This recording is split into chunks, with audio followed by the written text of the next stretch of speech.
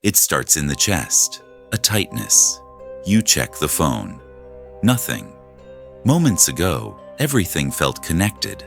Now the distance cuts sharp. The fixer wakes up. It screams, "Something is wrong. Do something. Don't lose her." But reaching out now isn't connection. It's panic. She's not leaving you. She's testing the ground beneath your feet. Today, we stop chasing the tide. We become the shore. Chapter 1. The Panic Pulse. Let's be honest about what happens in that first moment of distance. Your stomach drops. Your mind starts scanning for threats. Did I say something wrong? Is she bored? Is there someone else? This isn't weakness, it's wiring. For thousands of years, isolation meant death for a man. Your nervous system still believes that. So when she pulls back, your body reacts like you're being hunted. Cortisol spikes. Your vision narrows. Your mind becomes a spotlight searching for danger in the dark. And because you cannot fight her and you cannot flee, you try to fix. You double text. You ask, "Are we okay?" You reach out to calm your nervous system, not to connect with hers. But listen carefully. The panic is real, but the story it tells is a lie. You're not reacting to her. You're reacting to an old ghost inside your own wiring. And the moment you move from this fear, you prove her test right. Your stability depends on her attention. That's not the posture of a king. That's the reflex of a child seeking a mother. To become the awakened man, you must first recognize this pulse, and then refuse to obey it. Part 2. The Anxious Fixer, the lie that makes you chase.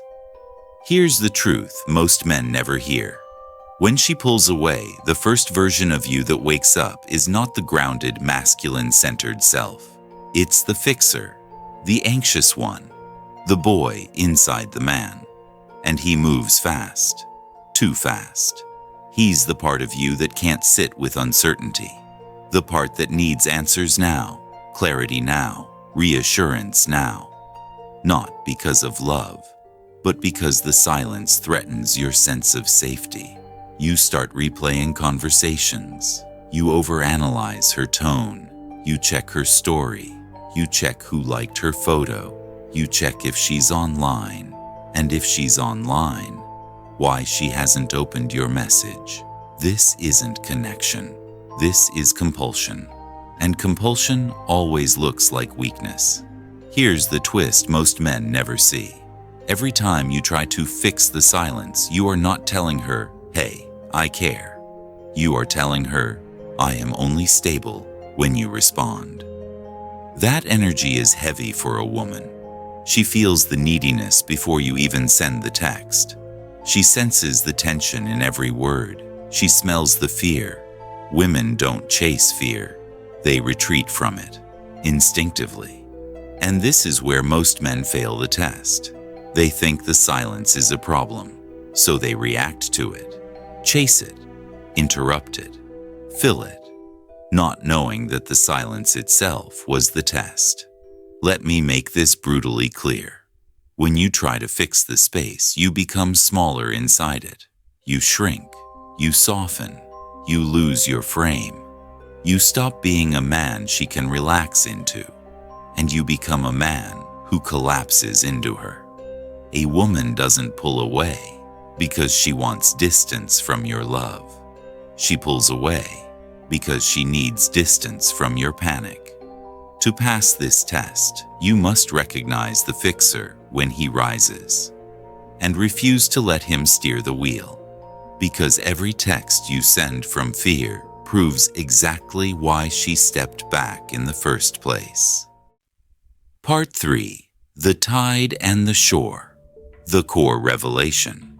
Most men never learn. There is a truth about women that most men feel, but almost none understand. When she pulls away, it doesn't mean she is done with you. It doesn't mean she found someone else.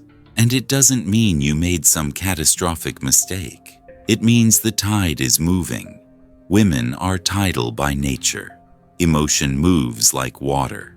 It rises, it falls, it expands, it retreats. It is not a straight line. It is a rhythm. And if you don't understand this rhythm, every shift will feel like danger. Here's the revelation. She pulls away, not to abandon you, but to measure you. She is not testing your love. She is testing your center, your grounding, your emotional spine. Because every woman, whether she admits it or not, wants to know one thing. Is he the shore or just another wave? If you chase when she recedes, you become water, shapeless, reactive, pulled by fear, pulled by her movement. But the shore does not move. The shore doesn't run after the tide. The shore doesn't demand the ocean stay still. The shore doesn't panic when the water pulls back. It stands, it breathes, it allows. And that stillness, that unshaken presence, is what makes the tide return. This is the paradox. The more space you allow, the more she feels pulled back toward you. Because distance creates desire. Pressure kills it. But here's the deeper truth. The truth men resist the most. The reason you fear the tide pulling away is because you are not standing on your own rock. You fear her distance because without her presence, you lose yourself. You lose focus. You lose center. You lose mission. You lose frame. You lose the man you were becoming. That is why the silence feels like death. Not because she left, but because when she steps back, you realize how little of yourself you're actually rooted in. A woman cannot be your anchor. She can only be your mirror. And when she pulls away, she is showing you where you have not yet built your shore. This is not rejection. This is revelation. Part 4. The 3 tests of strength, and the only masculine response that works. When the tide pulls away, life presents you with 3 tests. Not emotional tests, character tests. Most men fail all 3. The awakened man passes each one with silence, presence, and discipline. Let's break them down. Test 1. The radio silence. No reply, no explanation, just distance. This is the moment men panic the most. You check your phone. Nothing. You look at her story. She's active, but not with you. Your chest tightens. Your heartbeat spikes. Your mind starts writing stories that don't exist. Here's the test. Can you stay still when everything in you screams to reach out? Most men fail. They send a second text, then a third. They ask, "Are we okay?" They try to force clarity before she's ready to give it. But listen carefully. A man who cannot sit with uncertainty is a man she cannot trust with her heart. Your move? Simple. Do nothing. Absolutely nothing. Not as a tactic, not as manipulation, but as discipline. Because the moment you chase, you confirm you are led by fear, not by purpose. Test 2. The cold text. Short replies, low warmth, the air shifts. She replies now, but colder, shorter, flat tone, a softness missing. Most men freak out at this stage. They try harder. They type longer messages. They send voice notes. They attempt to warm up the space. But here's the twist. Your over-effort tells her you feel the shift more than you feel your own center. That is when attraction dies. Not because she's leaving, but because you're collapsing. The masculine response: match her tone, but not her instability. Short replies: warm but not needy, direct, calm, minimal. Not cold, not clingy, just grounded. You're communicating one thing. I'm steady. I don't chase tension. I don't overcorrect energy.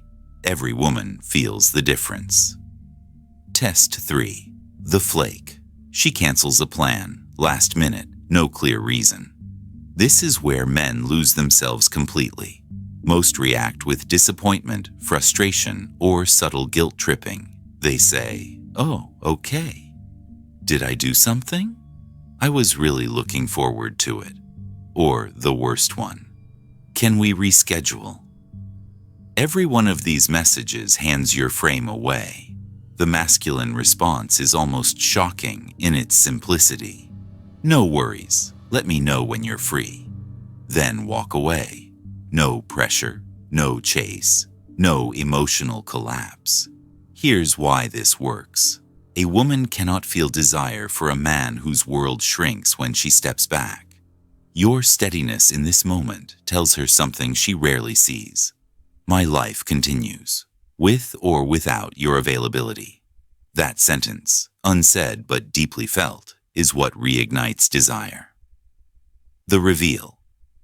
Every test has one purpose, to see if you act from fear or from center, because the masculine is defined not by control, but by composure. And when you respond with composure, not reaction, you flip the entire dynamic. She retreats from your panic, but she returns to your calm. Part 5. The Awakening. Transforming fear into power. There is always a moment, after the silence, after the panic, after the tests, when a man realizes something profound. The real battle was never about her, it was always about him. Because distance doesn't expose her intentions. It exposes your wounds, your patterns, your lack of grounding, your missing mission, your forgotten self. And this is where most men collapse. They wait. They obsess. They hover around their phone like a shadow of themselves. But not you, not anymore. Because once you've seen the truth, you cannot unsee it. A woman stepping back is the trigger. Your transformation is the response. This is where the awakened man is born. Not in comfort, not in validation, but in the quiet moments when the world withdraws and he chooses strength over spirals. Here is the awakening. 1. You take your energy back, not in anger, not in avoidance, but in sovereignty. You stop bleeding attention into places that weaken you. You pull your awareness back into your body, into your breath, into your presence, like a king returning to his throne. 2. You return to your mission. Every time you collapse into a woman's distance, it's because your mission is too small. When your purpose expands, a missed text cannot shrink you. When a man is building something, his health, his craft, his future, he is unshakable. Women do not fall in love with men who wait by the door. They fall in love with men who are already walking the path. 3. You rebuild your internal frame. You no longer need her to regulate your nervous system. You do it yourself. Through silence, through focus, through self-respect. Because a man who can calm his own storm is a man the world cannot move. 4. You become more attractive without chasing it. Here's the paradox. When you stop orbiting her, she starts orbiting you. Not because you played a game, not because you pretended not to care, but because you became whole. Women are drawn to wholeness, to solidity, to the man who stands in his own gravity. She doesn't return because you waited. She returns because you awakened. The reveal. When the tide pulled away, it wasn't a punishment. It was an invitation.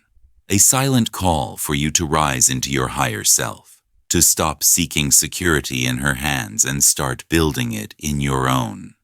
To become the man who is not shaken by uncertainty, but shaped by it. This is the beginning of the awakened man.